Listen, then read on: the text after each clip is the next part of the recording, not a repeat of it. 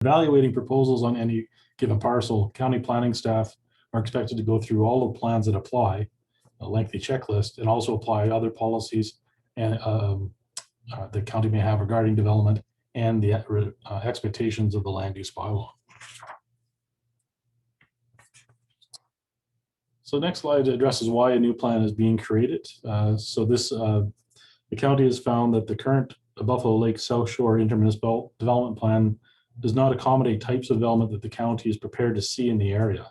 In particular, the experience with Paradise Shores has shown that the approach taken for development density in the current Buffalo Lake South Shore IDP does not adequately account for more intense recreation forms of development like RV parks and campground resorts. The county has been seeking agreement with the two partners, the Summer Villages, to amend the plan. That has not been achieved, and therefore the county's in the process of mediating withdrawal from that current plan. In withdrawing from the current Buffalo Lake South Shore IDP, there's a recognition that we can't leave a vacuum.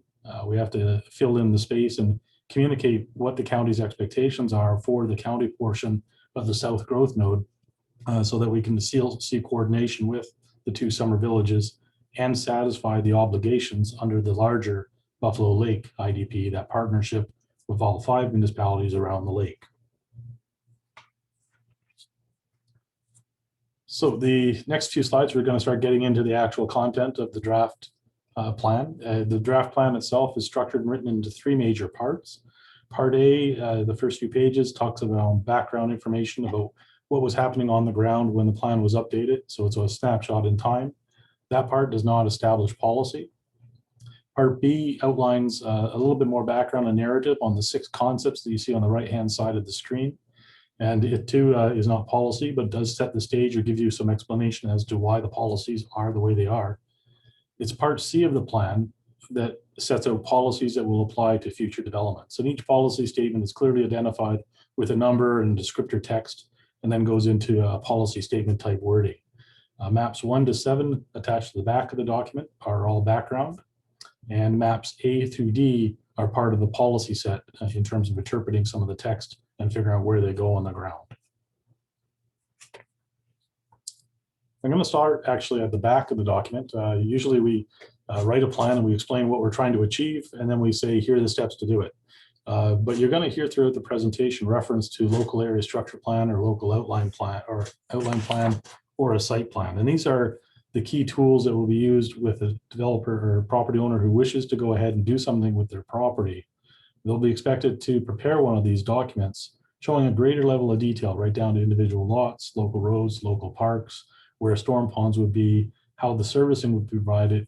And they're also expected to provide supporting studies like traffic impact assessments or wetland assessments or stormwater management plans, all as a package to give the county a good amount of information to understand how they have implemented the concepts of the South Shore ASP and all the other plans and policies that apply, and to make sure that we have a good project being proposed and developed. So you'll hear reference to those as a key follow-up or implementation step later on. The other aspect that we find in the plan implementation section is the idea of phasing and deciding which areas will go first. And our plan purposely does not set a order of development or a time frame. It is expected that it will take many years to build out this area, probably 25 plus. But really the timing is going to be driven by when an individual property owner is ready to come forward and start developing their property and to go through the effort of preparing that local area structure plan or outline plan and investing in that kind of exercise. And that will also depend upon the economic climate at the time and how feasible their project is. So what's up on the screen right now is map A, part of the policy set, and a key tool for communicating what type of land uses and what kind of major infrastructure and features and facilities are intended to be in the area over the long term. So this can be found on page 62 of the draft plan on the county website. The boundaries on some of the features that you see here, so for instance, between the yellow and the green, are meant to be conceptual. So when developers or landowners are doing those more detailed plans, they'll be putting in a lot more effort and level and analysis and examination of an individual quarter section compared to what we're doing at this point. So they may find that there's a slight shift in some of those boundaries, and that's perfectly okay, so long as the major concepts of the plan are followed and adhered to. The residential category is the yellow that you see. So that encompasses existing subdivision areas and future subdivision areas. There's one parcel purposely identified for commercial, the easy one that we know about that's already on 835. That's not to say that other commercial parcels won't show up in the future. They may just be brought forward as part of those proposals being created by individual landowners. If someone feels that there's a suitable location, then they could, a convenience store or a cafe or something like that could survive as part of their development or their location. That may be proposed, and it's a simple idea of amending this land use concept at the same time to recognize that commercial. The same for the recreational category. It right now shows two locations, the brown tan areas, so Old McDonald's Resort on the far west and the Paradise Shores site in the far east. In the future, if another similar proposal came forward, they too would probably be switching from one of the residential areas to that brown tone. But that would be done at the same time as they're doing a lot more detailed work and designed to do that local area structure plan or outline plan. So that those categories include RV sites, golf courses, anything that's recreation oriented, which could include resort accommodation. The other notable features of the green areas that you see throughout, there's two tones. One is a dark green that is a provincially owned right of way along the shoreline. So that is land that is really not subject to the plan. It's managed and directly owned by the province. The lighter green are the areas where we expect development not to occur, either because they contain wetlands or steep slopes, or they're areas that are purposely set aside for maybe a local park or a trail connection. So it'll be a combination of environmental reserve and municipal reserve in the long term. As part of that, there's two community site park locations, one here on the east, one here on the west, identified to purposely be designed and set aside for the active recreational needs of the community that will live here in the long term. So maybe things like a ball diamond, a skating rink, or soccer pitch, those sort of things. Two last items that I'll point out are the dots that are throughout the area showing the major trail corridor or the network. Really, those are not the exact routes that will be taken. At this stage, what we're trying to communicate is a desire to have connections between various residential areas. So you can go from one area to the next area and then maybe up to the lake and back, and build that as a recreation amenity over time as development progresses. There's three reddish asterisks or dots that you can see up in the lake area, here, here, and here. And those represent the three areas where the plan asks the county to focus their effort on improving vehicular public access to the lake or boat launches, and making sure those grow over time as the population in the area that would require those facilities increases. So the next slide shows some general policies that would apply across the board, across the entire plan area, regardless of which land use category you're in. And they include such policies as avoiding environmentally sensitive lands and wetlands, and making sure that those are set aside and protected from development. It means avoiding encroachment onto the provincial owned lake right away if developing close to that along the shoreline. It includes policies about managing the visual impacts on views from the lake. That doesn't mean we're going to hide all development. It just means we're going to try to make sure it's still relatively rural looking and try to use vegetation or hiding in little dips and valleys in the landscape to try and keep as natural as possible view from the lake. Requiring the layout and design of new subdivisions, especially in the back area where it's hummocky land, to work with the natural lay of the topography as opposed to clear cutting trees and flattening the entire quarter section with grading equipment.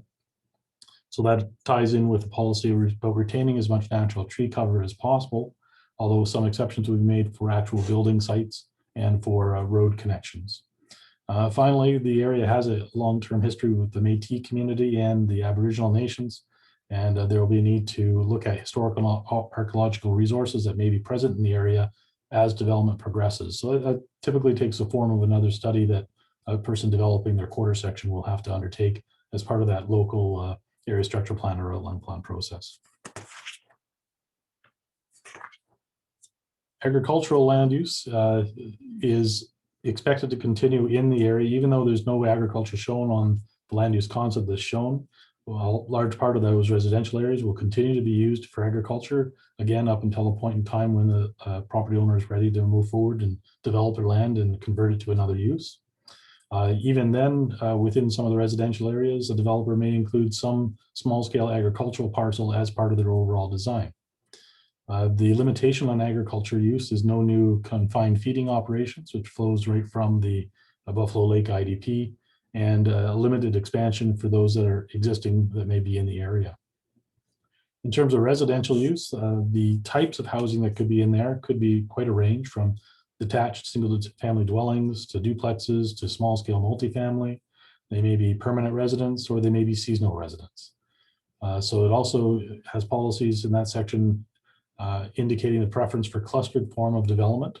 So grouping the residential lots in portions or pockets throughout a quarter section and having generous amounts of open space around them to, again, maintain that rural sense of feel and interest in the development. To achieve that, a more rural sense, the minimum parcel size that's been established in the plan is 1/2 acre or 82-foot wide minimum lots. So in terms of comparison to the existing subdivisions that are in the area, that means looking more like scenic sands as opposed to, say, Buffalo Lake. Or sorry, Buffalo Sands. And again, we have the land use concept.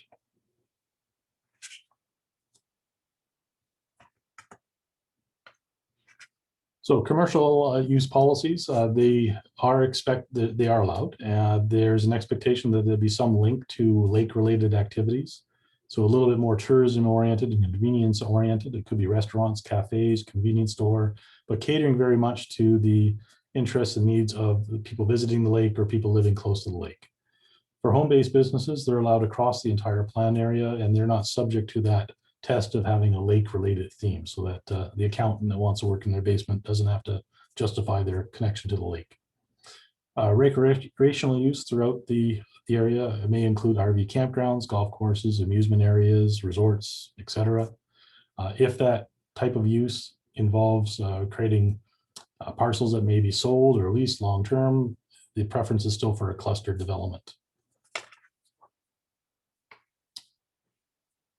Public service use is a one site identified on the land use concept that the county has already purchased as a satellite site for the delivery of municipal services, emergency services, public works, parks, that sort of thing.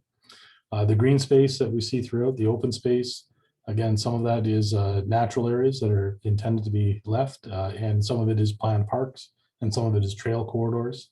At a later date, when people are doing more detailed work in an outline plan, there'll be opportunity to define which of those parcels are environmental reserve versus which are municipal reserve. If subdivision is not proposed in a development, then the county is not able to require dedication of environmental and municipal reserves. So we put in the plan the opportunity to use the site plan to direct development away from those features that, while they may remain under private ownership, they wouldn't be approved for clear cutting or conversion to a different use. And finally, the community parks that I showed on the drawing are intended for those active recreation facilities and needs of the community over the long term. And again, land use concept.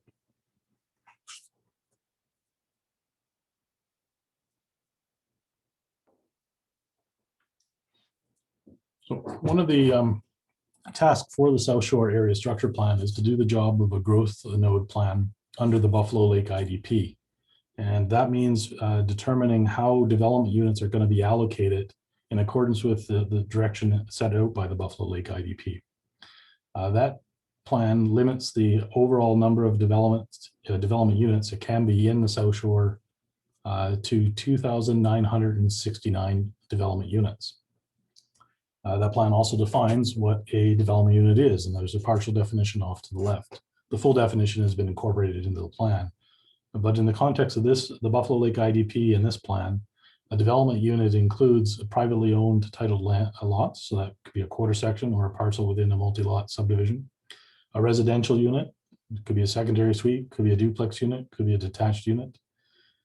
Campsite stalls, whether or not they're occupied or not, hotel or motel rooms, whether or not they're occupied or not.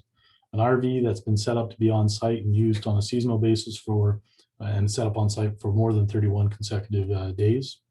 So all of those are counted against that 2,969 number in terms of how much development is allowed in accordance with the agreement set through the Buffalo Lake IDP.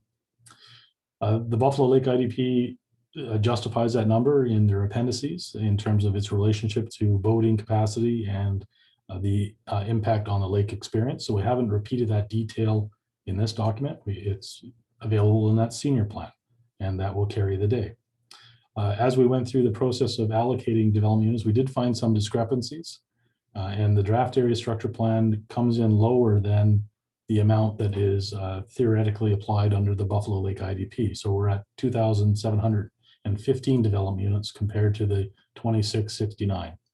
At a future date, there may be a chance or the county will have an opportunity to fine tune that, but there's many development units to work our way through first before getting to that point. So maybe that's an interesting conversation that comes back after the next 800 or so development units have been built out in the area.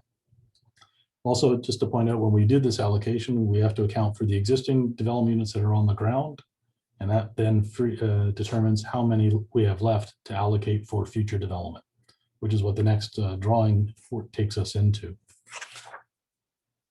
So there's the three circled or colored areas on this map that are called allocation areas. And the fourth one that's not clearly identified is all the existing subdivisions that you can see along the lakeshore. So the first allocation area A, is on the far west, outlined in the red dashed line. That encompasses Old McDonald's Resort, and a total of 858 of the 2715 development units have been assigned to that area. That represents the 458 that are on the ground now, and another 400 that were secured through a concept plan for expansion that was approved several years ago. So they were already trying to honor that previous approval. The next area, outlined in blue, allocation area B, has been assigned 524 existing and proposed development units. So most of the existing in this particular area are the quarter sections and one or two large parcels. So the majority of that 524 will be new ones. In the third allocation area, so going east of Highway 835 in this bronzish colored area, a total of 875 development units have been assigned. And the remaining around 450, 460 development units are allocated to the existing subdivisions along the shoreline, here, and here. So that accounts for the numbers that are already there, and also a little bit of a holdback or safety margin for the addition of maybe a secondary suite or an RV, trying to take into account that kind of change over time and making sure that we don't blow over the line that we're allowed.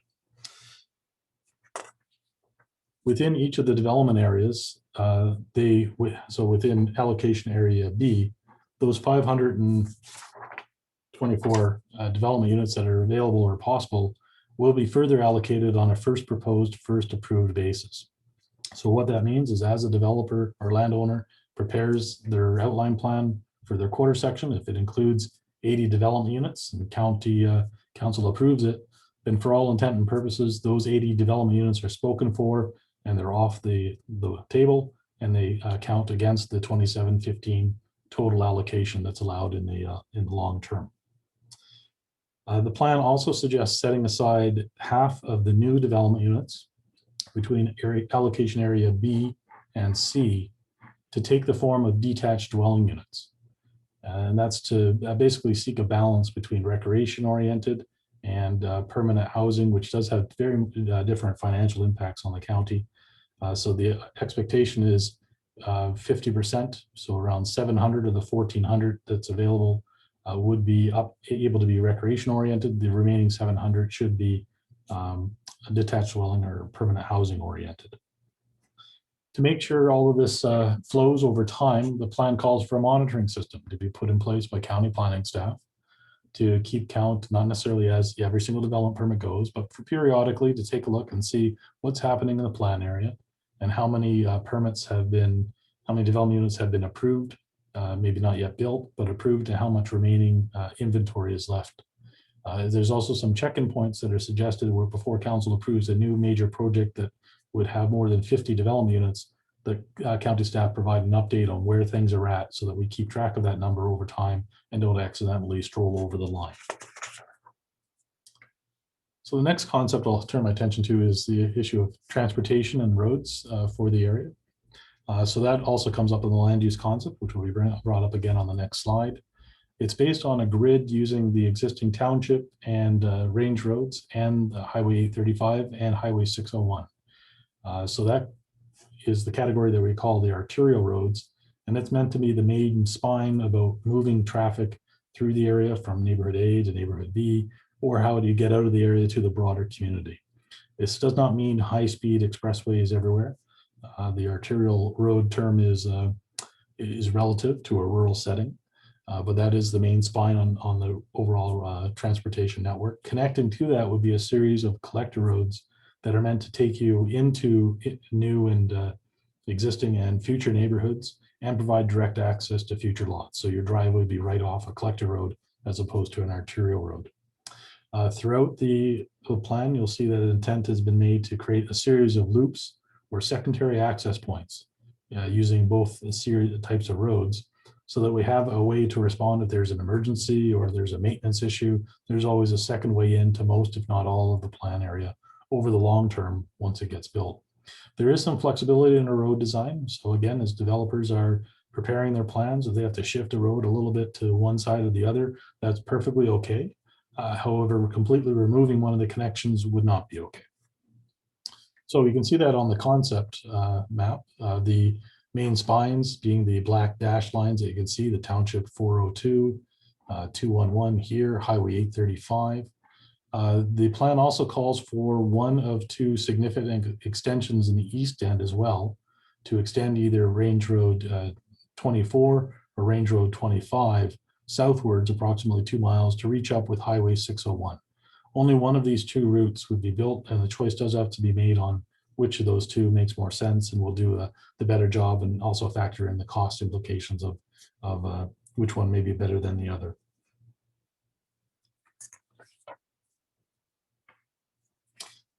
Another aspect that the Buffalo Lake IDP expects the South Shore ASP to cover is a lake access concept. Again, this goes back to the vehicular access points or boat launches.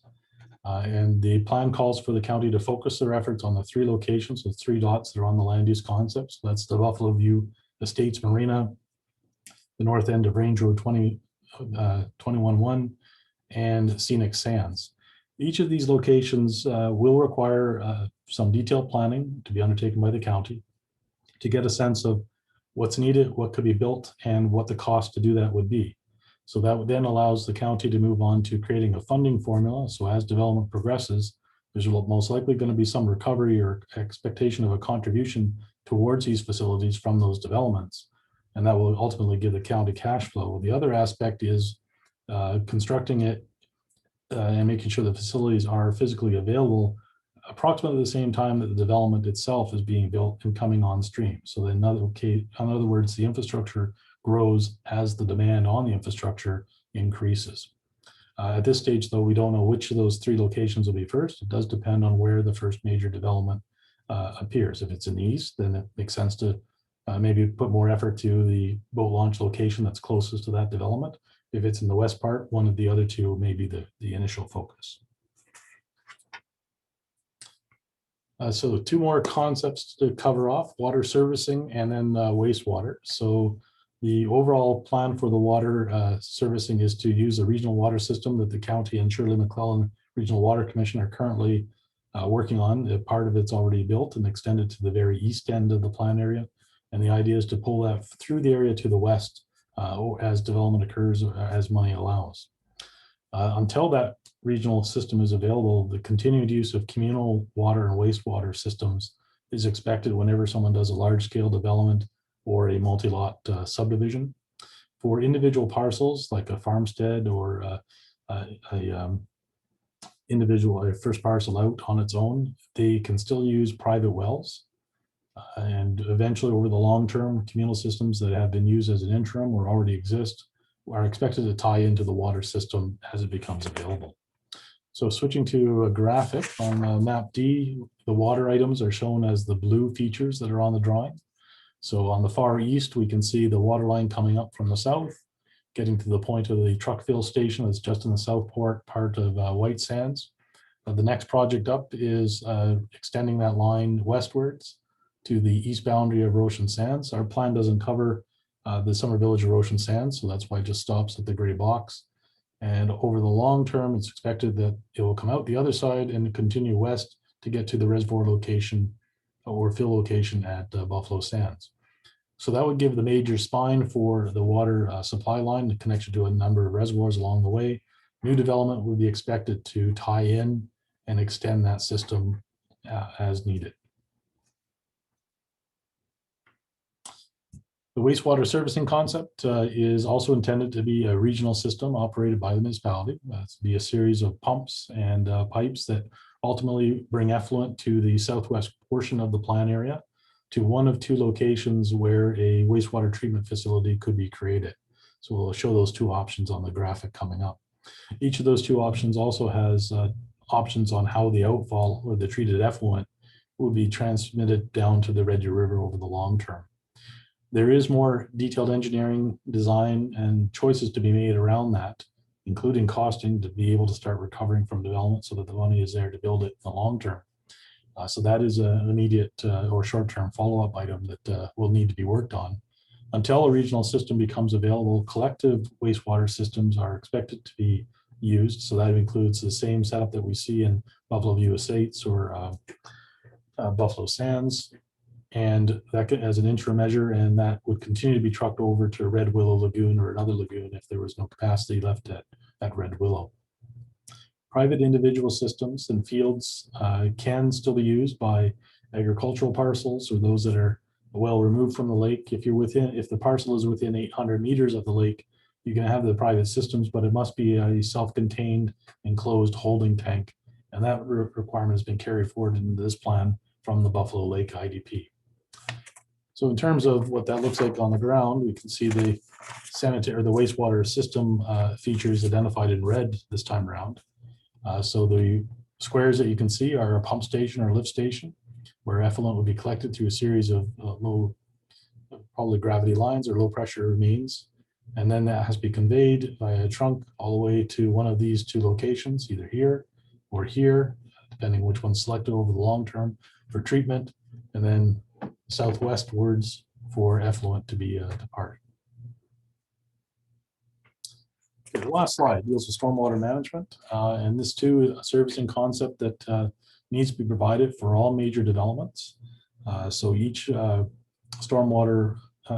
development must provide a stormwater management plan that's approved both by the county and by Alberta Environment and Parks to meet both set of standards. That means detaining any additional runoff that comes from the property due to the development to make sure downstream landowners are not flooded. It also means providing that storage facility to deal with the quality of the water so that any contaminants that may have been picked up are cleaned before the water leaves the site and ultimately makes its way down to Buffalo Lake, which is a key aspect in maintaining, or one of the aspects of maintaining water quality in Buffalo Lake over the long term. The last one is private utilities, so that's gas, telecommunications, power. And expected that will be underground or in any new subdivision. So you won't have overhead power lines in brand new subdivisions. They may still be on the township roads and the range roads, but the expectation is that they be underground as much as possible in the new subdivisions. So Nikki, with that, that's the presentation. I'll turn it over to you. Thank you very much, Greg. Okay, so I'm going to start off by introducing our council members to you this evening. They're here to listen to your questions, your inquiries, and your concerns. First, joining us through Zoom tonight is Councillor Cherie Needs. In the room with us, we have Councillors James Nyberg, Wayne Nixon, Dave Grover, Ernie Gender, and Reeve Larry Clark. For staff with us this evening, we have CAO Yvette Cassidy, Director of Municipal Services Andrew Brishik, Director of Planning Jacinta Donovan, Development Officer Kara McKenzie, and on my left is Rich Fitzgerald, GIS Coordinator. Before we begin our Q&A session tonight, we want to just say thank you very much for joining us. We value your input and your feedback It's hard to hold some public engagement if the public doesn't show up, and it's important to us that you made the time to be here with us this evening. The purpose of these sessions are to provide you with the opportunity to review the plan with Craig and with our planners. Ask your questions, seek clarification, and to make suggestions. This is not a public hearing. The information and the feedback that we receive from you throughout the public engagement process will be considered by council as they further review the draft plan later on in May. Some general housekeeping items just before we get started. This session is being recorded and it will be uploaded on our Stettler County YouTube channel to refer back to later or to share with those who are unable to attend. We will be accepting feedback until Monday, May 17th. So if you leave here tonight and have a new thought or an idea or a new question, you're invited to forward those to us by email or by phone to the planning department prior to the 17th of May. Andrew is going to walk us through some technical functions for tonight's session, and then we'll get going with your questions and answers. Thank you, Nikki. So as you've all noticed, you're currently muted. This is to avoid the Zoom background noise that we always get. So now that we're at the Q&A portion, we're going to ask that you raise your hand when you want to request to be unmuted, or alternatively, if you'd prefer, you can ask your question in chat, and Nikki will read those out. Chat is visible to all participants, so you can see one another's comments, and if we get to the very end and we're still answering a few chat questions, you might see some answers in there as well, but rest assured we'll get everything answered. As Nikki indicated, these sessions are recorded, so you'll find them at Stettler or at youtube.com/StettlerCounty, hopefully by the end of day tomorrow. If any technical issues occur on our end, we will pause to resume them. We won't try and fight through them. And if necessary, we'll reschedule if we have to cancel the event. If that's the case, we'll reach out to each of you by the emails that you used to sign up for tonight's session. But we've, knock on wood, had good luck so far. So for raising your hand, there's a couple ways to do it. On desktop, it depends what version you have. So the first option you have is by clicking the participants link, and you'll see you may see the raise hand option. Click that to raise your hand to indicate that you wish to speak, at which point when it's your turn to speak, we'll ask to unmute you from our end, and you'll see a pop-up that pops up like this one. Slightly newer versions of Zoom have moved that button, and that button now finds itself under the reactions button, and you'll find the raise hand option there. And then from there, the process is the same. We'll unmute you when it's your turn, and you'll be asked to confirm. On mobile devices, including iPhones and some tablets, you'll find it under the More option, typically in the bottom right-hand side, and you'll see raise hand there. And then again, from there, we'll ask to unmute, and you get a chance to confirm. And lastly, if you've seen none of this because you're on a phone and you've called in, you can raise your hand by pressing *9. *9 will raise your hand, and then again, when it's your turn, we'll ask to unmute you, and you'll hear a prompt telling you to press *6 when you're ready to unmute. If you want to mute yourself again before we mute you, you can just press *6 again, or if you're on a computer or phone, you can just press the mute button like a normal Zoom session. So that concludes all of the technical stuff, and I think that means we're ready to get into our question and answer period. We do have a comment on our chat. Do you want to take it? Sure. So the first comment we got is just the overarching vision of county in comparison with other recreational lakes in Alberta. Craig, I might turf that to you as somebody who's seen more of the plans than the rest of us. How does our area structure plan compare to some of the recreational plans you've seen through the province? And you're still muted, Craig. Always helps unmute yourself. Yeah, thanks. I should have paid attention to the technical presentation. So this won't be all encompassing for every single lake across Alberta. But in terms of lakes that have been under pressure for development, which certainly is between the Edmonton and Calgary area. So we're thinking about Gull Lake, Sylvan Lake, Pigeon Lake, and Buffalo Lake. I would say the plan that you see here, take it, and when I say plan, I mean the Buffalo Lake IDP is fairly comparable, bearing in mind that the plan that we're talking about tonight is only part of that overall larger picture around the lake. So by way of example, for Sylvan Lake, a recently prepared IDP pretty much calls for not really nodes so much as almost a belt all the way around the lake for long-term development. In Gull Lake, we still see nodes that are comparable to what you see in the Buffalo Lake IDP, with some open space and rural areas left as intervening. Pigeon Lake, which has a longer history with 11 summer villages around it, is pretty much a belt around.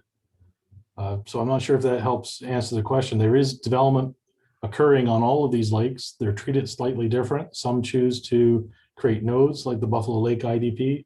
Others choose to let it go all the way around. There was another half of that question, wasn't there? No, I think that was basically it from that one. Well, I think if that answers it, we'll move on. I've got Justin Stevens with his hand up next. I should see the prompt to unmute Justin. And Can you hear? You betcha. I do like the direction of the 50% of new developments should be detached dwellings. I do believe it would be better applied to each area independently as opposed to cumulatively. This could potentially help with disbursement and avoiding concentrations. This would also limit the risk of land sterilization. Hypothetically, we could get a development at Paradise Shores for 700 lots tomorrow. That would be acceptable under this draft, but that would make the other 5.5 quarters in Area C essentially sterile or very limited growth allowed. So if this were a 50% in each area independently, it would allow a substantial sized resort, if not large resort, while still maintaining the value and long-term growth for the rest of the area. So yeah, that's definitely, I think you've read the proposed policy correctly. It's 50% across both B and C could be the one thing I would caution on that was that, and this actually might tie a bit into Rob Pierce's question in chat on first proposed, first approved, is the description we use. It doesn't mean the first one that is proposed is going to be the first one approved. The plans still have to be suitable plans at the discretion of the development authority. So a bad subdivision shouldn't be approved just because they came in first. There's still the regular planning and development guidelines, as well as our land use bylaw, our MDP, and every other plan that you need to follow here. So it's the way this plan is worded is to allow for the development authority to have flexibility to evaluate each development on the merits of that development. And then, was there a second part to your question, Justin? I'm blanking here. Well, what I'm suggesting is that rather than leave it solely to the discretion, that this rule is already in place. If it were just applied independently, then it would give a great deal of confidence, I guess, to the locals that council's discretion could change drastically over the years. And if the rules are in place, then it needs to be followed, and it's not subject to quite as much discretion. And it's not that I don't believe that would greatly inhibit Paradise Shores, because the county was essentially asking for 325 lots during the mediation process. So with the rule I'm suggesting, you're still allowed greater than the 325. It would just mean that there is a cap based on the 50% detached dwellings, and that there is some protection to the remainder of the land in that particular area. Yeah, and that's, so yeah, you're right, the language doesn't say that now, but it's something that council can consider to, as they move forward with these comments and take a look at whether changing that from B and C to B or C effectively. And Justin, Larry Clark here, we are fully aware of the point where it could sterilize the other 5 quarters. We've had lots of conversation about that. And so therefore, I would be very surprised if the first number you suggested was considered. So that would be, that's council, but also with the plan, it can be every time it's reviewed another council. We can't tie hands of another council, so it could come up again too. So that's just, I think wordage or understanding of that is good, but I don't, we'll, as council, we'll discuss that through and take that consideration in place. Okay. Question. So I'll move. Chat. Yeah, I'll move through a couple on the chat here. So I've got Bruce first. So it appears the plan has essentially the same density as the South Shore IDP. Can you explain the exact reason to change the ASP? What the exact reason is to change to the ASP related to Paradise Shores? So the plan doesn't have the same density.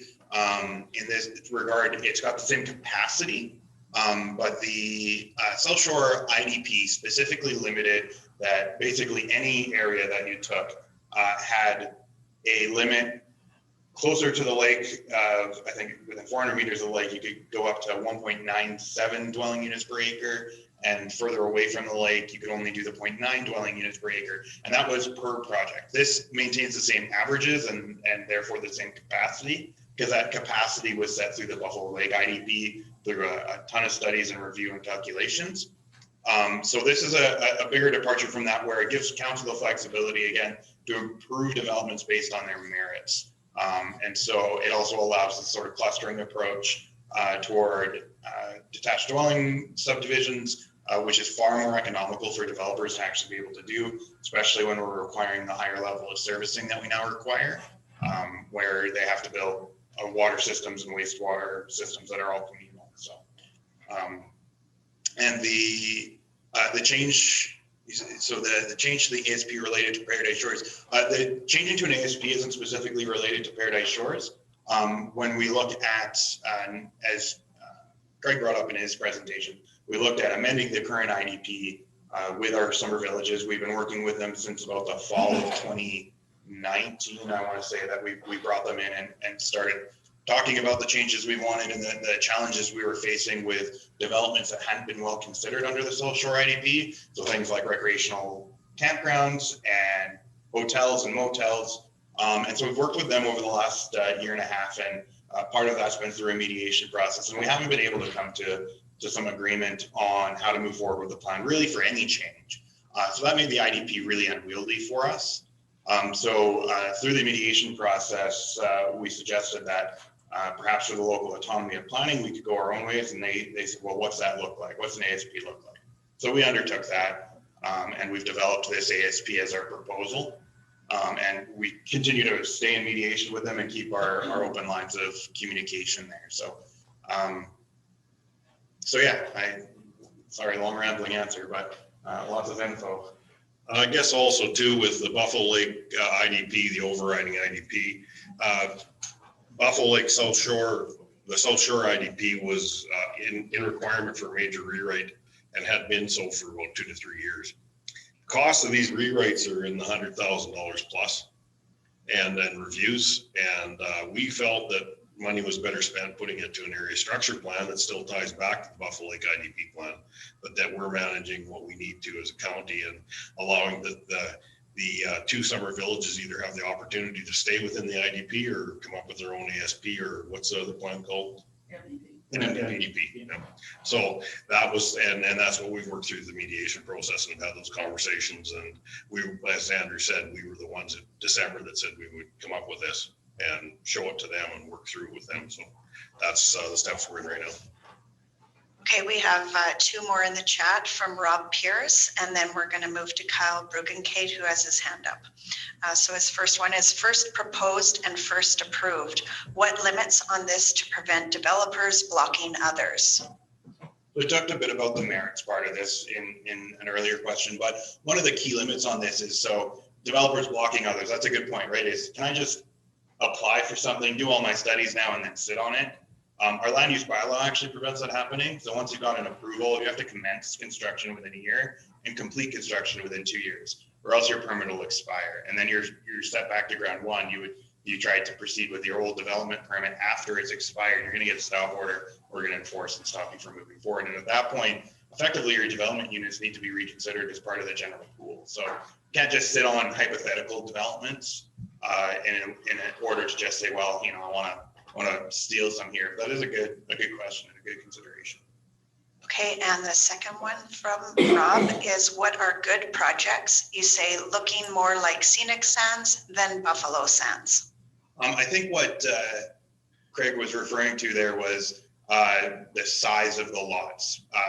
We've got half-acre minimums, which is similar to what you see throughout scenic sands.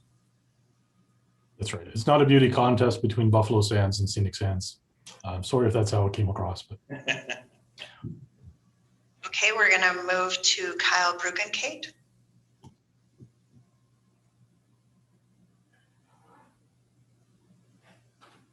Hello. Okay, it looks like you can hear me. So Kyle Brugenkate, Roshan Sands Heights is where my property is, and also part of the board of the Roshan Sands Heights Community Association, for those who don't know me.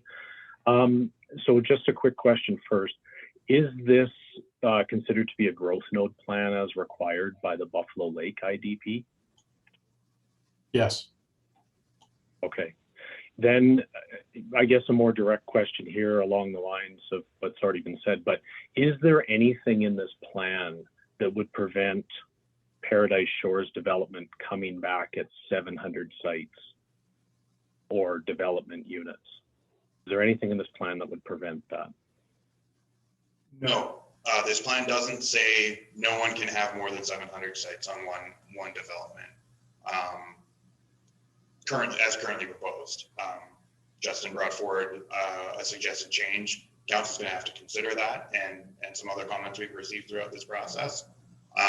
But the development would have to come forward yet again at and specifically for Paradise Shores, instead of generalizing. Paradise Shores, of course, their approval was given over 2 years ago now, and as I just finished elaborating, that means they're expired. So whatever they do, they have to come back to the table, and they're well aware of this. We've drilled it into their heads. They have to come to the table with a full site plan, with all of the studies we're going to need, and be well on their way to provincial approvals by then. So they're going to have to demonstrate that that project, whatever density they propose, that the project can support it. They will also, Councillor James Nyberg here, they also will have to follow the new rules that are put out. And so our land use bylaw has changed a number of those, and we've also adopted a public engagement. So if they are coming forward with a new proposal, at that point, the public engagement portion would have to take place, and they would have to meet quite a few new rules that are out there. So. Okay. Yeah. Is that it? Oh, sorry, Councillor Nixon. Yes, and this is going to apply to any developer. Kyle, if you have a follow-up there. Well, I was just going to say, I mean, I understand there is a process to go through for the approval of any future development. We are concerned with that this area structure plan doesn't have a limit like some other area structure plans do. For instance, like Camrose County with their growth node plan limits things around 3 development units in their high density area. So yeah, we're just a little bit concerned that that it's basically unlimited. There seems to be an inferred density limit when it comes to detached dwellings.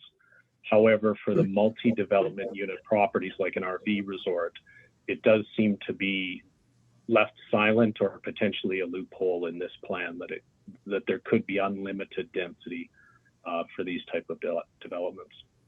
So, you know, what Justin has proposed, it makes sense to us. Thank you. Thanks, Kyle. We're going to move to the next chat question from Bruce Olson. If campsites count as a development unit, how would Paradise Shores get to 325 sites and meet density? So I'm not 100% sure what you're asking. So if I miss here, please feel free to jump back in. So campsites do, so in a campground, a campsite counts as a development unit. On your private residence, it only counts as a development unit if there's a trailer there for 31 days. So I know we've seen a few questions about the difference, and that's a Buffalo Lake IDP rule, not the South Shore ASP rule. A few questions about that. Well, wait, is it a campsite or a trailer that's been there for 31 days? Any campground that each campsite, whether it's occupied or not, counts. Whereas on a private dwelling, you have to have the trailer there for 31 days or more to be a development unit. So hopefully that frees that up. So that means that Paradise Shores would require, if they have 325 sites, whether they have no customers or they're full, then they're occupying 325 development units. So we're not going there every weekend and counting the number of trailers and saying, well, today you've got 300 and last weekend you had 100. It's as soon as they're approved, they're 325 would be it if that's what they proposed. Okay, I have two more chat questions and then we'll get to Justin Stevens, who has his hand up. So Rob Pierce says, lake access points. This is building mass / density behind a fixed shoreline length. How is this being designed, especially given environmental considerations, both on the shoreline and also immediately offshore, such as Reed Island, immediately offshore of Scenic Sands and Abbey Road? So the designs on those haven't happened yet. Those are detailed designs that have to come later, both for costing analysis, so before development occurs, so that we can start pegging developers before the development is necessarily hits a point where the lake access point is needed. But both this plan and the Buffalo Lake IDP do speak well to how those lake access points need to be mindful of the environment. In fact, the emergent vegetation island is specifically found in both plans, and caution about the type of vehicle or boat traffic to go around that and how the design happens. So our future plans will be bound by that. But the ASP is really a higher level than that, and it doesn't go into the detail of requiring that plan at this point yet. Okay, the next chat question is from Rob Lane.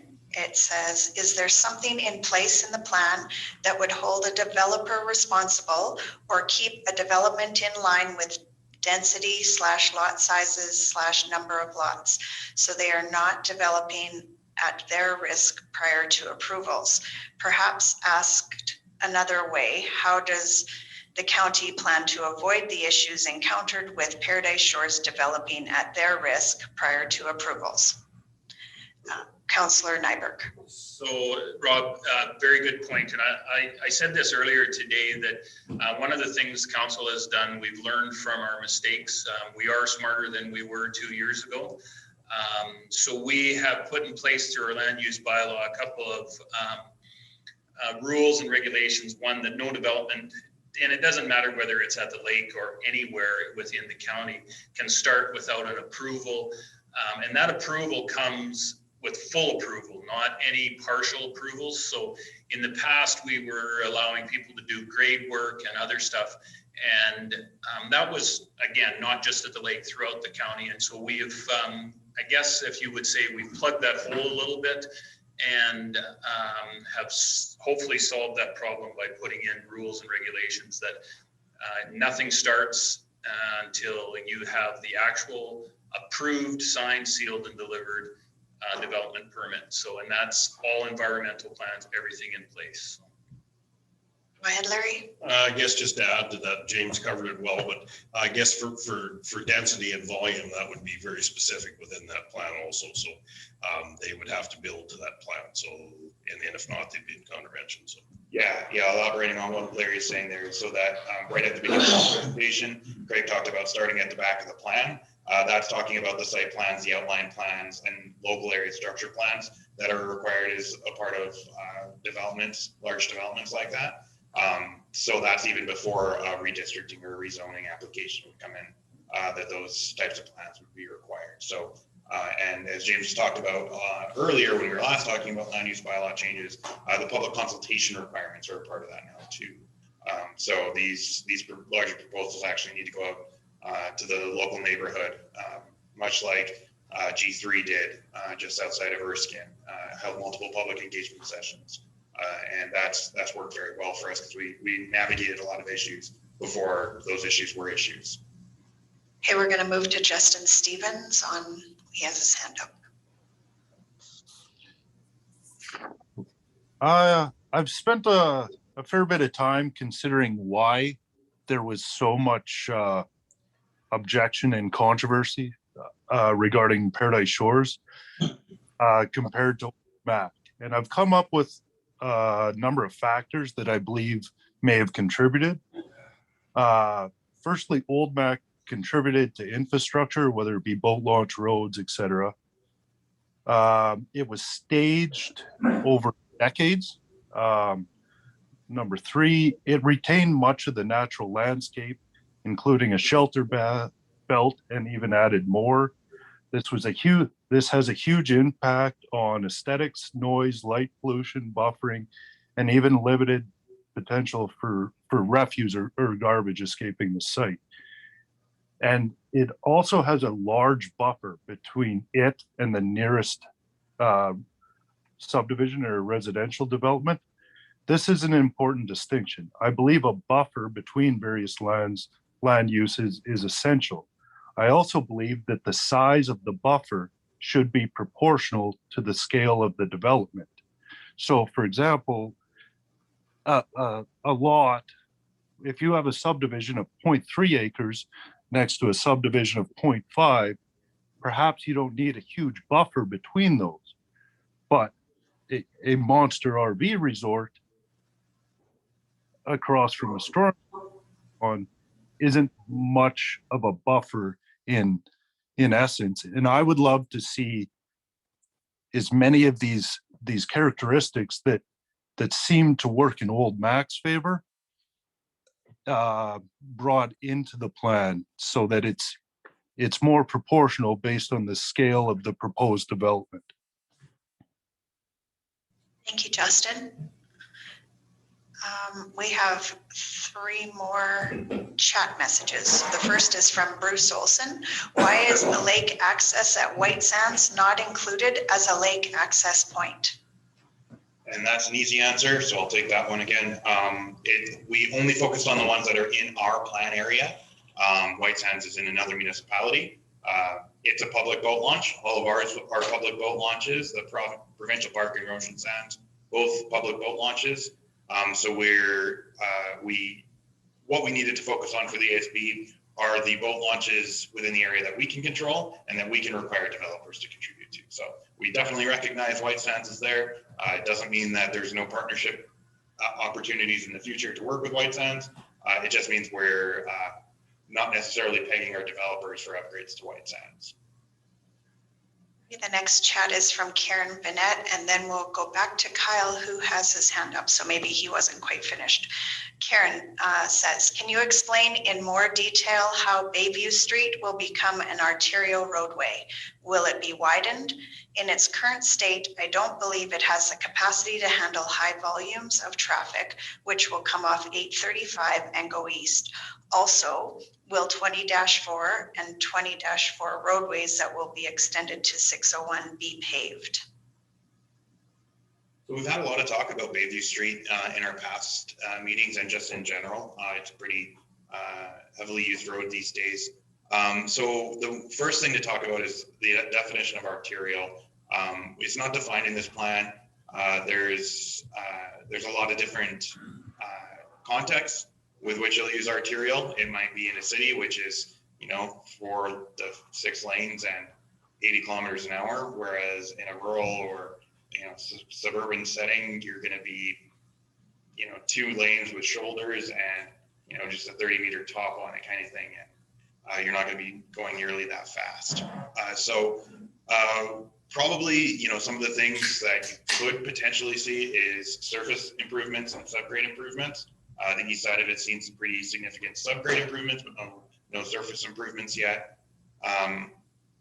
We want it to have the capacity of the traffic it's going to end up having. We don't necessarily want it to take traffic from 835. We're not showing the west side of Bayview Street as a collector, but it's likely to take the traffic as the road network develops to the south to 601. It's likely to take that traffic from either the east side or west side, depending on which of the 20-4 or 20-5 options end up being taken.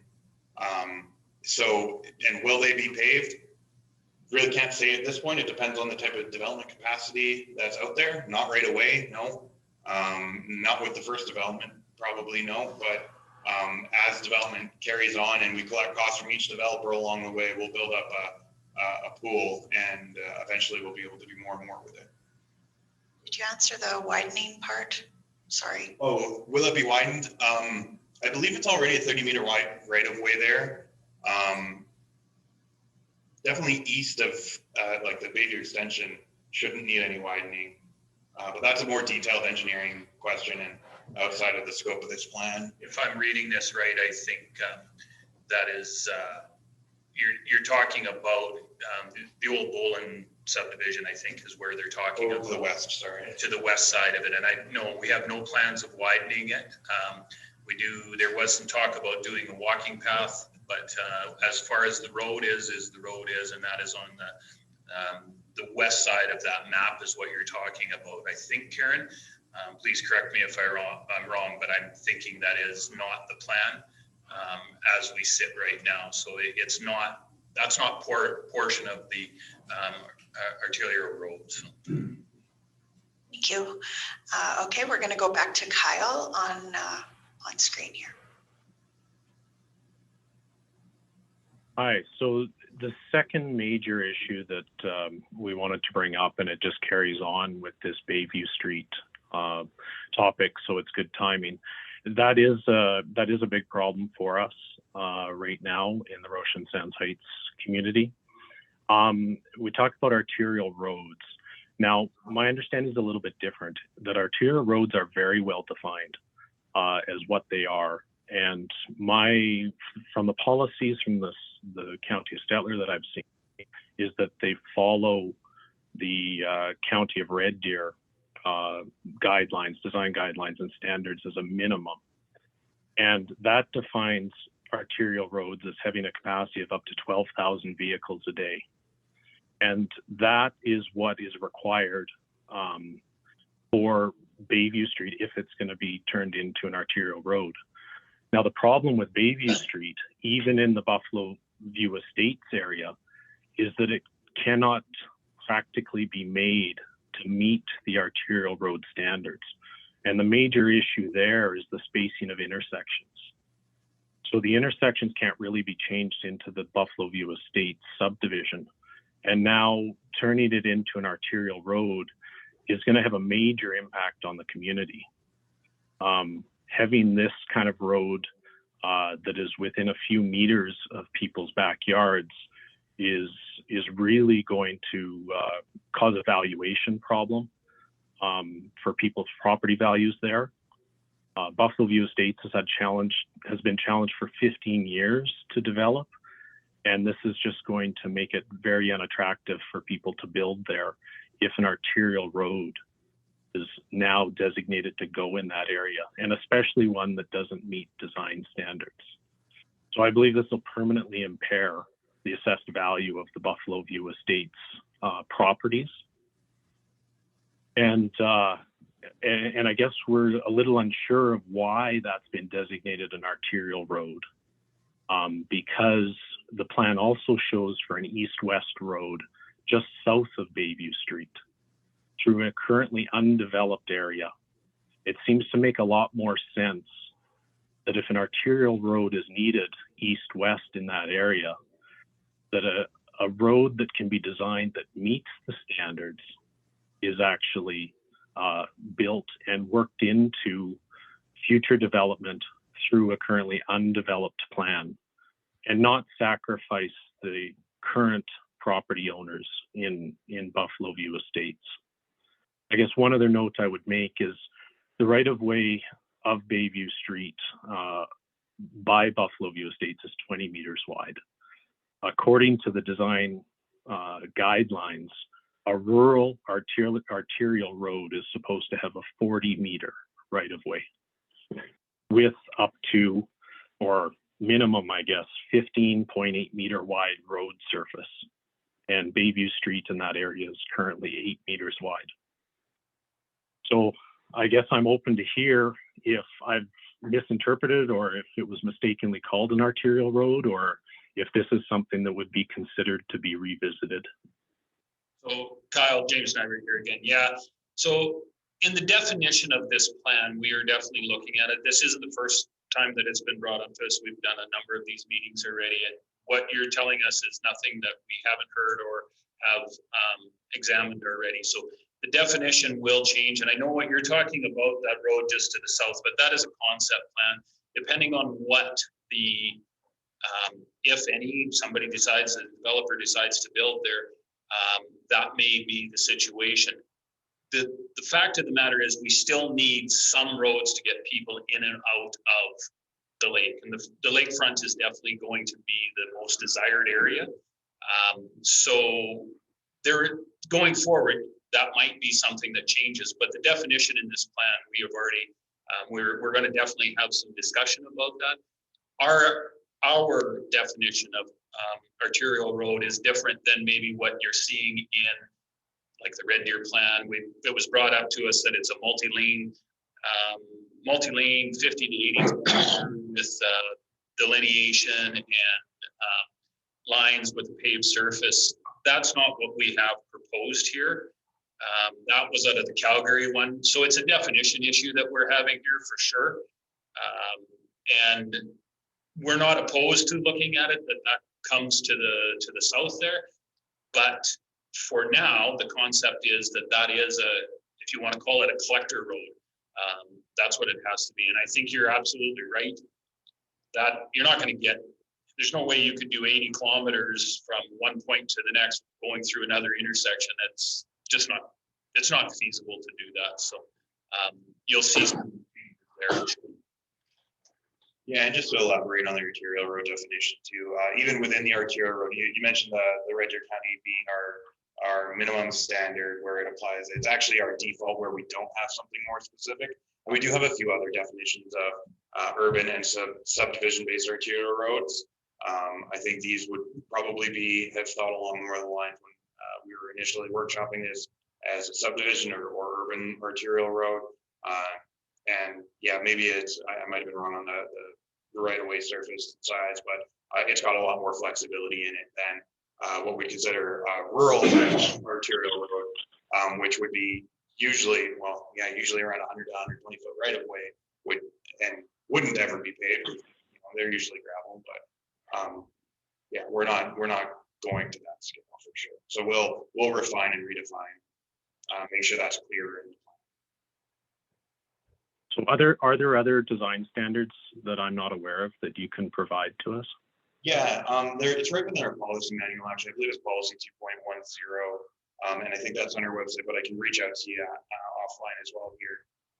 It lists some of our other design standards, and touch base with Rick next week to make sure I'm not missing anything. Okay, because I was referring to policy PW 2.17 that says refer to the Red Deer County design guidelines and general construction specifications for minimum standards when designing and constructing municipal developments. Yeah, no, we'll get back to you on that one offline and get you some more information. Thank you. Okay, the next question I have is from Bruce Olson on chat, and it says, is there a standard to state you need a lake access point for X number of users? How did you determine more access points are required?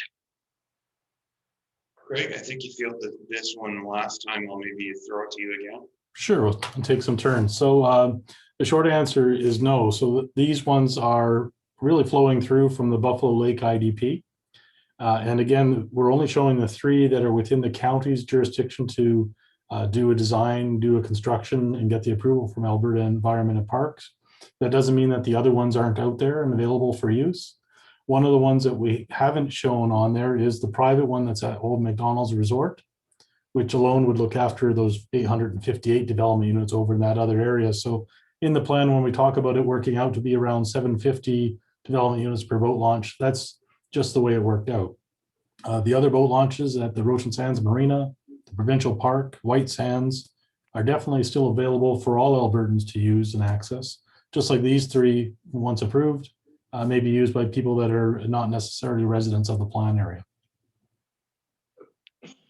Thank you, Craig.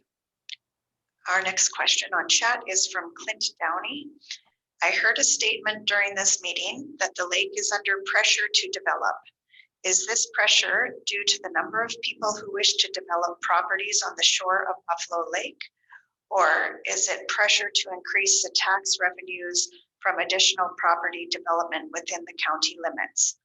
Further to that, is there an increased ratio of tax revenue for the number of RV sites in a given space? What is the benefit of a higher density of RV sites within a given site? So I can't recall who said the under pressure statement. It doesn't ring a bell, but I don't think there is actually a ton of pressure to develop. We do have to have a plan in place to allow for development. It's certainly not to increase tax revenues.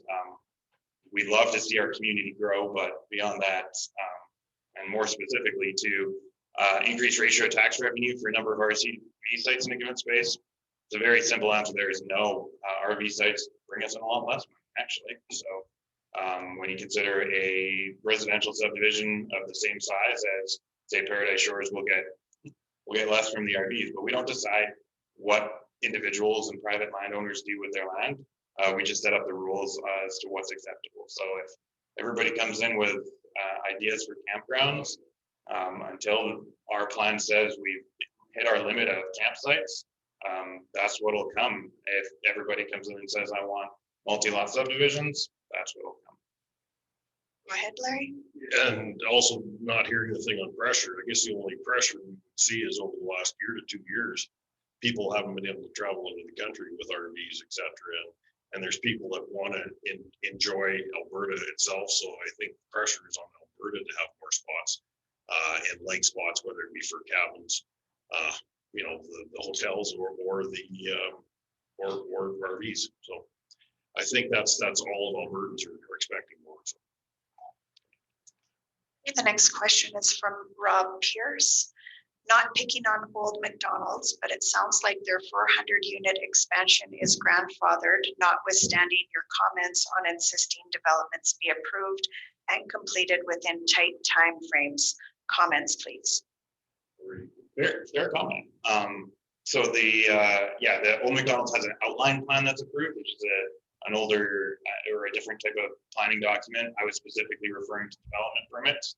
At this point, there's not a legal obligation to give deference to that, but we proposed it in the plan because that outline plan was approved by a council passed. Of course, as was indicated earlier, councils can't bind the hands of future councils, and basically nothing's in stone until it's in the ground. And in fact, to be honest, with early discussions with Old McDonald's, they've indicated that outline plan may not actually be reasonable, that they don't need that kind of development capacity. So as a result, we'll be engaging with them as well and determining if we can increase the flexibility by moving that capacity and merging the Old McDonald's with the rest of B, similar to how the recreation site at Paradise Shores is sharing development capacity with areas C. So yeah, absolutely, that's a great comment. Okay, we're going to take one more from chat, and then we're going to go to Clint, who has his hand up. This one's from Bruce Olson. Secondary Highway 835 essentially splits the area. Should the allocation in Area A and Area B be similar? There is about a 600-acre difference in the areas.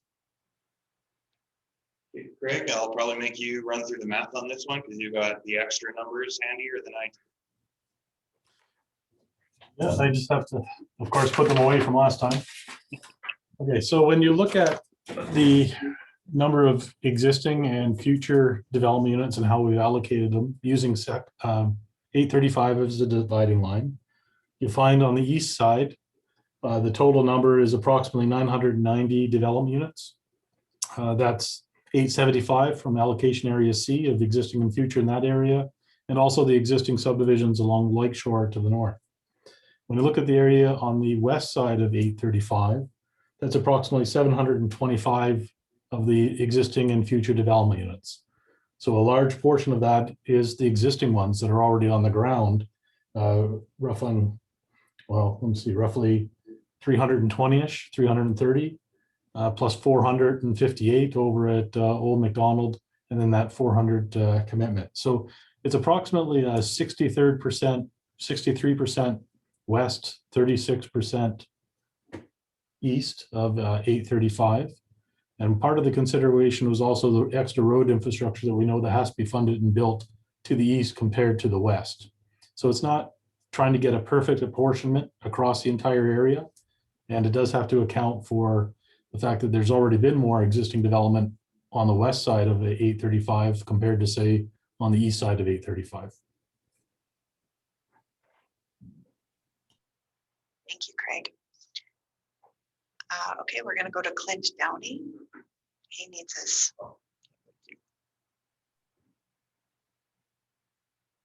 Go ahead, Clint.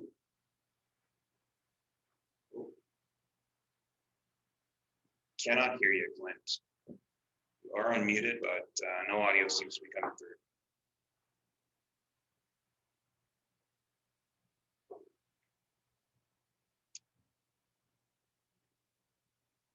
While we work on that issue, I'm going to take the next chat question from Rob Pierce. Along with the traffic associated with increased development is the issue of parking close to the lake, not just at formal access points, but also at convenient points. For example, the trails at Scenic Sands. How have you taken this into account? Yeah, so the South Shore Area Structure Plan focuses a little bit more on future development than existing development outside of the shared amenities between them, like the lake access points. So the Area Structure Plan certainly doesn't really look at the details that might change within an existing subdivision like Scenic Sands. That's maybe something that we prefer to work with the community associations on to see what improvements can be made over time and as budgets allow. Certainly, parking in different areas along the lake has been brought up before and as a concern. So we don't want to be blind to that. But realistically, even with new development, the parking sort of considerations would come at a local area structure plan or an outline or site planning level. So that's why you don't see much here, even within, next to some of the community open spaces or community parks. There's no area specifically on the map designated as a parking spot there. But when those sections, quarter sections develop out, parking will be allocated within the local area structure. I think Clint's. We get a bit of a light from you, Clint. Can you try talking again? No. Mute him and unmute. Yeah, I can try. Well, I'll try muting you and unmuting you one more time, Clint. I'm hoping we can hear you. If not, you can try putting your question in chat. But yeah, unfortunately, we're still not hearing you. It sounds like Zoom doesn't link your device right now.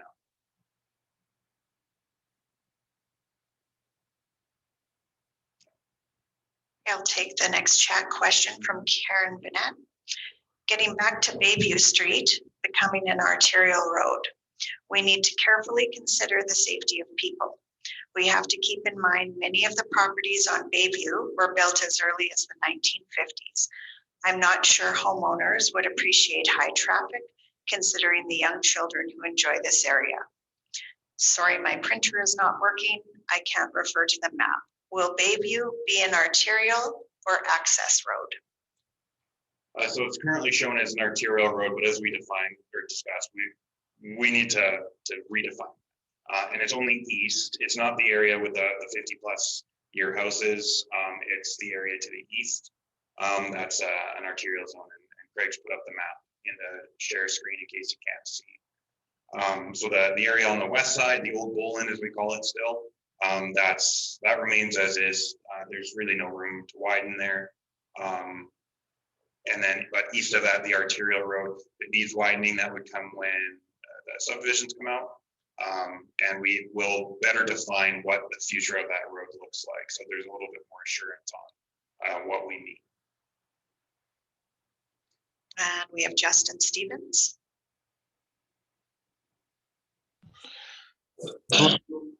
I was hoping for some clarification on the use of private individual water wells and septic wastewater on individual lots, or it seems to contradict itself, or maybe I'm just not interpreting this correctly. So use of individual water wells may continue for existing developed and undeveloped lots approved for private use until, and I'm paraphrasing here and skipping over parts just to speed it up, until such time that a communal and or regional water supply system capable of servicing the development or lot is available. And then the next point is development on single parcels that are not part of a multi-lot subdivision, et cetera, may continue to use private individual water wells. But the definition of may is that an action is permitted and the determination is made on a case-by-case basis. So depending on interpretation and where you read, it is allowed, it may be allowed temporarily, it may be discretionary. And to use my lot, which is admittedly a one-off, I'm 800 meters away from the line. So to tie into both would be 2 connection fees, 1.6 kilometers for between the two of lines that I would have to install on my property. That includes a bore because I have to cross a wetland to replace perfectly legal and compliant infrastructure that I've already paid for. Yeah, no, I can answer that, Justin. So you and the little area of acreages in that area right now is kind of a unique case. You're not a multi-lot subdivision in the same regard as some of the communities we see elsewhere. So what it's discussing is when it's talking about the single and undeveloped, or the existing and the undeveloped, we're talking, when we talk about the undeveloped, the farmstead type, where Craig's mentioning there, if there's a farmstead there, we're not going to say, well, yeah, you need to swap that out. Similarly, in existing subdivisions like Roshan Sands Estates, we're not saying you have to get rid of your well and start hauling in water either. For new developments, you definitely, the new multi-lots will definitely need communal water and sewer, similar to what you see in Buffalo Sands and Buffalo View Estates. And then the in-betweeners, so Bayview Street and Roshan Sands Heights is a great example. So we're hopefully moving along with a water line this summer. It's just a transmission line to take water from White Sands to Roshan Sands, but we'll be by this summer. And so big question we've gotten lots of, well, do I have to connect? In that case specifically, no, that transmission line is not going to be for direct connections yet. But then moving forward, if council decides or is looking at putting in a distribution system along Old Boland, for example, they're going to have to make the decision at that point whether they require people to connect or not. One of the big things that's come up a lot with the lake in this last year is private wastewater systems that are under-maintained. So one of the, albeit most expensive solutions to that is developing a communal wastewater system for every subdivision and requiring connection to it. If a wastewater system were going by, there's a chance council might require you to connect to it. If there's only a water system going by, over the decades, different councils have made different decisions. In some subdivisions or some hamlets, they've required it. In others, as recently as Erskine, it hasn't been required. And you've basically been given the option to run your well until it dies. And then, we expect you to hook up after that. And Justin, from a fecal matter perspective though, too, we've had that issue with the lake. A lot of the villages that become hamlets may have had a mixed bag on how they were tied in, and it could come down that everybody does have to tie to the wastewater. It's situations at that time and what the decisions to be made will be. So that's another piece of the conversation. I understand the importance of the making sure that all wastewater is properly dealt with, and I can fully appreciate ensuring compliance. But you have to understand that those of us that are outside the 800 meters, we currently paid for this perfectly legal and compliant, which both the county and Alberta Environment have agreed is safe to have a field system at this distance. He's arguing with you. We have this infrastructure paid for, and what I'm getting from this is we may or may not be required to tie in. Like the individual cost in some of these one-off situations on single lot developments to do 2 connection fees, the bores, all the line, the hookup, the modifications. I'm using 15,000 as an estimate for a connection fee. Like I might be $70,000, $80,000 to tie into both. Does that seem like a reasonable price to pay, to require me to pay to replace infrastructure that I've already paid for? Yeah, Justin, I don't think anyone disagrees with you, and that's why it's a case-by-case basis, because in your case, it doesn't make a lot of sense to require you to do it. But if we have a sewer line already running down Old Bolin, it might make more sense for those guys to be required because they're right on the curb stop. So Justin, for an example, in Erskine, we put water in a couple of years ago, and we didn't make everybody, that was the discussion that we had. We didn't make, there was an option for you to tie in when we went by at a reduced fee, but we didn't force anybody to do it.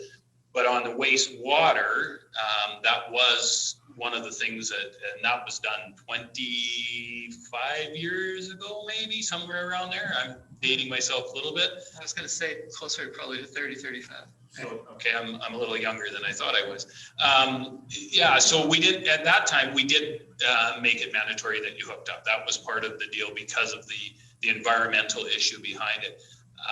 But anybody on the outliers didn't have to hook up. So that's the case by case basis, right? So, I think where Justin is located, and I'm not 100% sure where Justin lives, but I think where Justin is located, along with Hayden's and guys like that, you're not on the lakeshore, so that's not an issue to us. It's basically the lakefront properties or a combination of high density along the lake shore, and that's where we're seeing the problems. You know, I'm going to pick on Julie Ratan. I'm not sure that you'd want to install a field today where Julie lives, but where Justin is, that's a you know, normal applicable thing to have, just like most farmsteads have. Doesn't the What? recognize that as well? Just wondering, I think the plan also recognized that anybody that's outside that 800 meters is grandfathered in, or specific on it, or not. Yeah, exactly. The way I interpret it is that it's at the council's discretion on a case-by-case basis. So I may or may not be allowed to keep this long-term, is how I understand the wording right now. And I would love if that may were removed and I shall be permitted. A change there would at least give me a greater sense of confidence.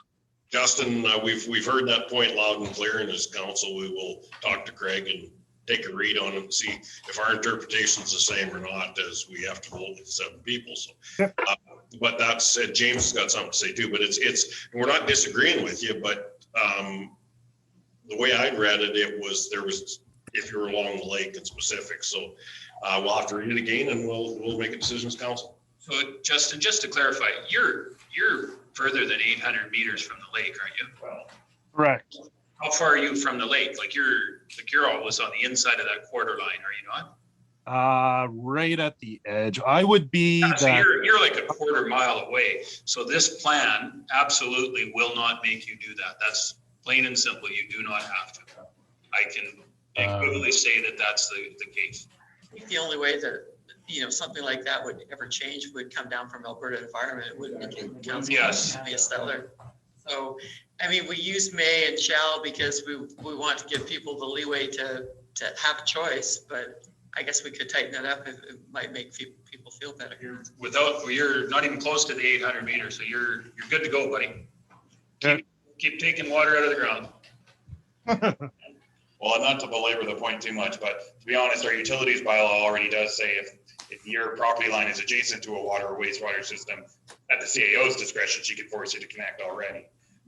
So this plan shouldn't worry you as much as that bylaw does, but. I'm feeling generous today, Justin. Okay, we have another chat question from Bruce Olson. Is the county still committed to the Buffalo Lake IDP? Absolutely.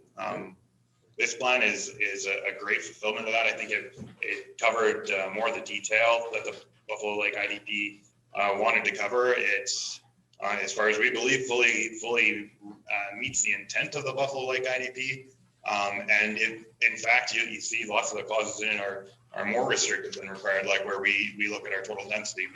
We've allocated less in this plan than we do have available through the Buffalo Lake IDP. So that plan covers a lot of the topics that we don't have to repeat in this plan, which is really helpful. And it also did a really good job of protecting the lake by establishing the capacity and working out through a variety of scenarios how capacity on the lake should be established, which affected all 5 municipalities. And that's, setting a hard limit on the number of people out there was what the councils of the day decided, and I think rightly so, as the opportunity to protect the lake for generations. Plus, we were very transparent when we started this process, and we were very open with Camrose County, Lacombe County, and of course the summer villages. So even before we even waited during the development of the South Shore South Shore Area Structure Plan while the Buffalo Lake IDP was amended, and we worked very hard, especially on the development units and the cap on the development units to protect the lake and have an accurate reading.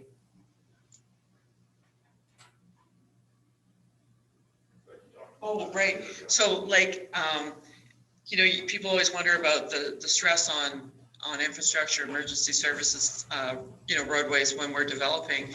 And the way we were dealing with development units prior to the amendment to the Buffalo Lake IDP was if you had a house and you had a suite on top of your garage that maybe you used once or twice a year, it was being counted as one development. It doesn't matter if it's being counted as one or two. We need to know that it has the potential to have that many people or families out there. So we changed that count to 2. That decreased the amount of units that the county of Stellar has available for development. Same with Rocha Sands and White Sands.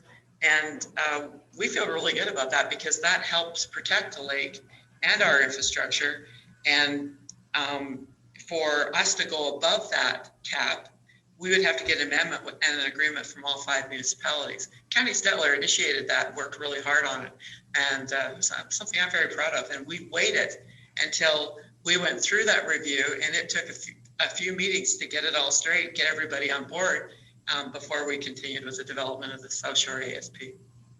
You're talking about capacity at the lake, of actual person capacity. And I think the numbers that Craig was using were somewhere between 7,600 and 9,000.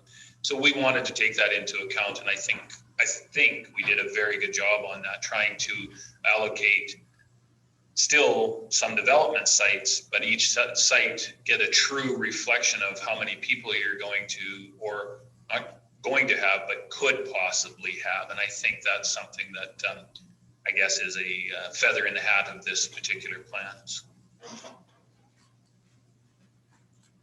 Clint, we haven't heard back from you in the chat, and I was kind of hoping you would get to us through that with your master typing skills. But does anyone else have anything to add here? We don't have any more questions. pending at the moment. Well, Councillor Nixon? Madam Chair, just looking at that last question from Bruce Olson, I come in a few minutes late, but I expect that Craig spoke to the hierarchy of the plans, you know, with our MDP, IDP, South Shore area structure plan, and so on, how they fit together. We have one more chat question from Karen Benet. I also have a concern with Highway 835, better known as the Lake Road. I do understand that it is a provincial highway and did receive a response earlier this week from the county. However, I think it needs to be discussed. I don't feel that this highway is sufficient enough to handle such an increase of traffic if the development plans reach their potential. RV units are much larger nowadays, not to mention the large commercial trucks that use the highway from Erskine to connect to east and west. Go ahead. Karen, James Nyberg, and I think if you notice in the plan, 204 and 205 both state that we're trying to hook up to 601. We totally understand that. I mean, I've been driving that road before I was legal to drive. Back then, you could get away with that. I don't think I would put that in anybody's idea to do that today, because it is definitely traveled a lot different than it was, 50 some years ago. So it is definitely within the plan, and I agree with you. That is a provincial road, and we have advocated multiple times to look at widening. It's going to be a long time before that happens, unfortunately. And one of the few times that the government is pretty straightforward with you, they said it's going to be a long time before that happens. So the best we can do is ask for them to continue to maintain it as best as possible. And in this plan, look at 204 and 205 to eventually hook up to 601. There's some topography issues with building those roads, but that is the general build-out plan so that we could take some of that pressure off that particular highway and go that direction. So not only our builds, but also the village of Roshan Sands, if they have any more build-outs, or the provincial parks. So they're both there.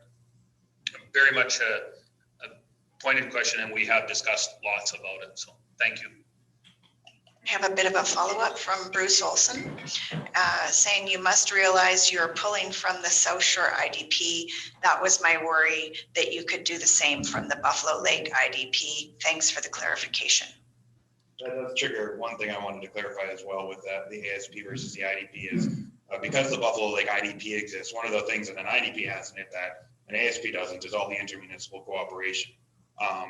So we're not losing that because we've already got the Buffalo Lake IDP that puts in dispute resolution processes and helps us to work with our neighbors and sets out clear expectations for our neighbors. So to have two IDPs layered on top of each other had a lot of redundancy in it.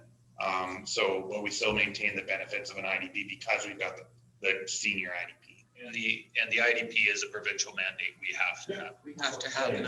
It's not even a choice, Bruce. We have to have it. So Plus, we have the ICFs in place too, so from a cooperation point between municipalities, so that's another piece.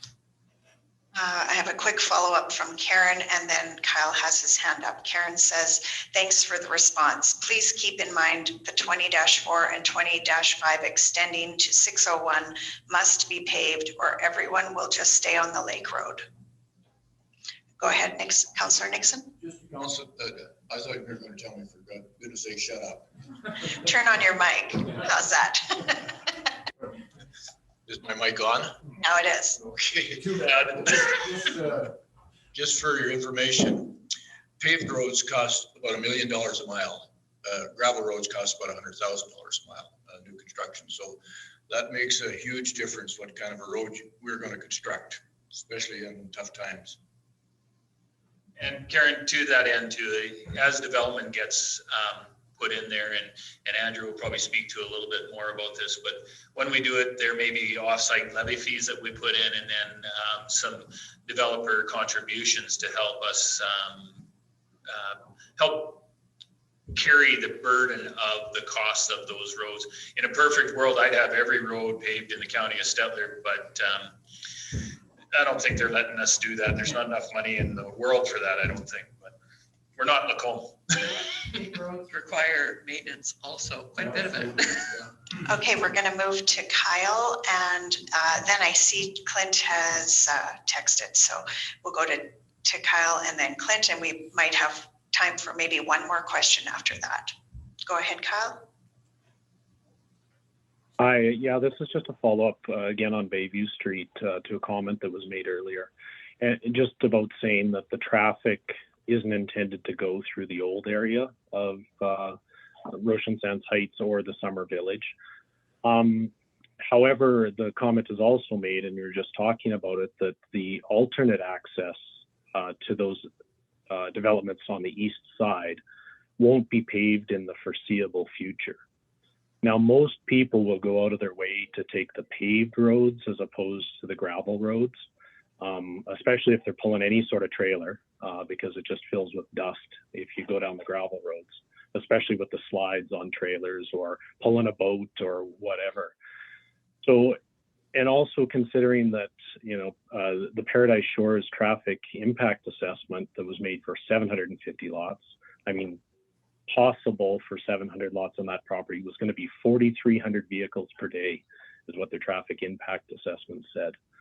So I guess my question is, practically, how do you stop the traffic from going through the Summer Village and the old area?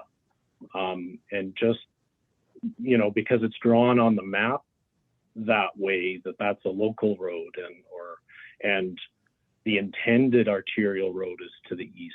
How do you practically stop it the traffic going through that area when it's the only paved access? So Kyle, I'll take that. I totally agree with you. I will say that there are some vehicles that don't like to travel the highways, that drive past my place because they are avoiding certain how should we say, enforcement issues. So they are public roads. Anybody can drive any road they wish to at any given time. We cannot close those roads. What we can do is we can put some of that enforcement issue in place to make sure that they are going the speed limit, they are doing it. We can also put in place and we have some road speed bumps, etc., to try and make it undesirable for people to travel that way. I totally understand what you're saying in the fact that just because we put a designation on the road that's not the way that it's going to be. But like I said, it is a public road and people are allowed to travel it. We're not able just to close roads and not tell people not to go down there. They have that opportunity to do it. Eventually, we would see that hopefully people would take 204 or 205, and especially if it was paved. And I agree with you. People are creatures of habit. They don't want to drive, the gravel road. I mean, I ride a motorbike and I don't like driving gravel roads, but that is just, it is the nature of the beast, I guess. So I'm not sure we can mitigate that other than the few things that I have said.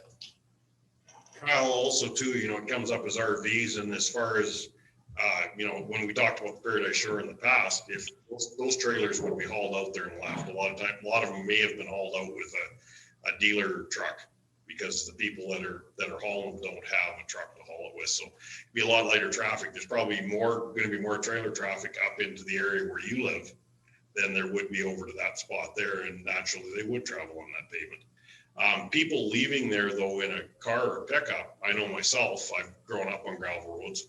I just as soon drive the gravel road and gawk at the fields and avoid going through those highly populated areas. But other people may stay on the pavement. But I think if we had good gravel roads, as Councillor Nixon said, and we put them in the other areas, that people will, the majority may use them, the majority may not, but it's definitely going to dilute the traffic. Councillor Nixon. Just want to like to point out too that it was an obligation of the county to put that road across there for safety reasons, fire and safety. And that's one of the things that we have worked on. It's been on the burner for quite a few years and we finally got it accomplished. So it's basically it was put there for the safety, for the ingress and egress of that, the South Shore. And I certainly understand that. I guess our concern is just it overtaxing the infrastructure that's there currently. And also if more load is being added to that road system that's currently, I mean, certainly through the old area, it's definitely built to an old standard, not today's standard. And if we continue to add volume to it, it's just going to exacerbate the problems. And I think so we will, we're going to look at that. We've had many people have commented on this, so that's something that we'll definitely have a look at. I was going to elaborate on that too, Wayne, with we took the traffic counts last year. We'll be taking traffic counts again this year. We're going to, unfortunately, I lost a couple of my CPOs, but I hope to be back at full strength before too long. So we'll have them out there doing enforcement. We'll have the sign out there. If the traffic counts are higher than what we anticipated they would be, then we're going to have to sit down and have a hard look at what's going on that road. And, we made that commitment to the residents up there that we would do that, and we will. Thank you. We have a question from Clint Downey, who we couldn't get speaker on before. So it says, hi, I really wanted to speak in person, but what I'm trying to understand is why the highest density possible, using Paradise Shores as an example, seems to be what the county favors when it doesn't seem to be what is in the best interests of the lake or the current residents, nor does it benefit the county in the form of an increased tax revenue stream. Would it not be more prudent to find a happy medium? Go ahead, Councillor. And I'll take this one again. Clint, we can't determine what developers bring to us. As a municipality, we basically have to put on blinders. It doesn't matter who comes to us with a development. We have to look at it, and if it fits within the rules and it works, then it's something that has to go forward.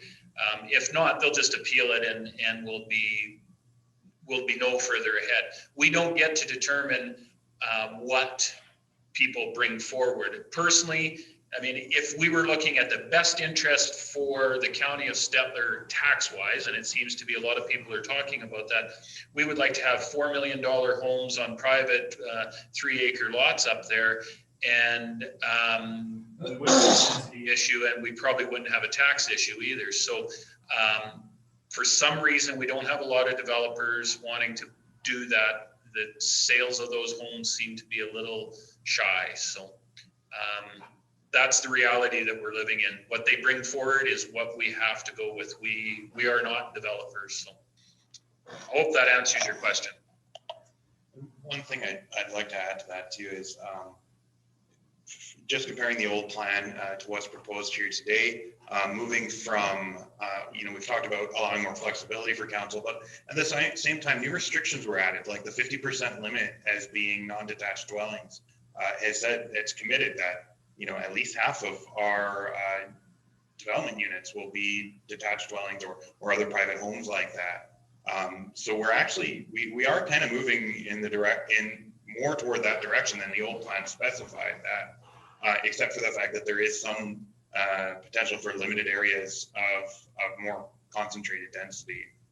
And that's what we see developers asking for and where there seems to be a market. I mean, we saw how long the Buffalo View Estates development took to sell, whereas 10, 20 years ago, the private single family dwellings up there were selling much better. So it's, yeah, like James said, we can't dictate what the developers do.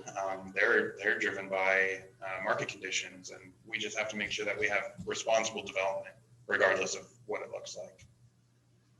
Okay, we have just two more chat questions and then we're going to wrap up our session this evening. The first is from Justin Stevens. In several places in the IDP and ASP, it discusses scale and compatibility. I would like some clarity on what would make a development not compatible. Is any development too large in scale or density to make it not compatible with a subdivision under this plan? Or is it acceptable if it falls within the total capacity?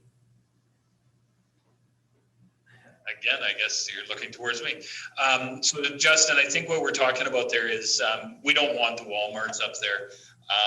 We're not looking to put in commercial properties that are large scale developments. So there is a certain ore to the lake, and what is there is that it's lake living, and I don't have to explain to you what that is or anybody else that's on the line. You know what it is when you say lake living. And we want to stay with that feel and look at the lake. So if a development came forward that did not fit within that, it wouldn't be something that we would want to see there. We don't want to see a large shopping mall plunked in the middle of this development. It doesn't fit with the theme that's going on there. So I hope that will clarify a little bit what you're asking there. So it definitely does come to discretion of the development authority and the council approving the draft plans and area structure plans and outline plans. So yeah, there is some ambiguity into what that means, because it's going to vary so much depending on the circumstances. And I guess what makes it better or worse, or what makes it acceptable, is at the end of the day 4 votes in our council chambers. So that is what it comes down to. And of course, that's why we built in the public consultation process as part of these early plans too, so that those 4 votes are the most well-informed for 4 votes. Just to add to that, one piece is the changes to the land use bylaw, that development permit has to be met prior to proceeding ahead with construction. So that in itself was one of the issues that got us in trouble, and we learned very, very well from this past development. So that part is key, is that we've looked at it, we've agreed to it, and they have to build it to that spec. And a comment from Karen Vinay. Just a comment, I understand that paving is far more expensive than gravel. The potential development could be larger than the town of Stettler. Stettler does not have gravel roads for major arteries into Stettler. I think that safety has to come first over cost. and Nikki, I think it's Karen Vanette.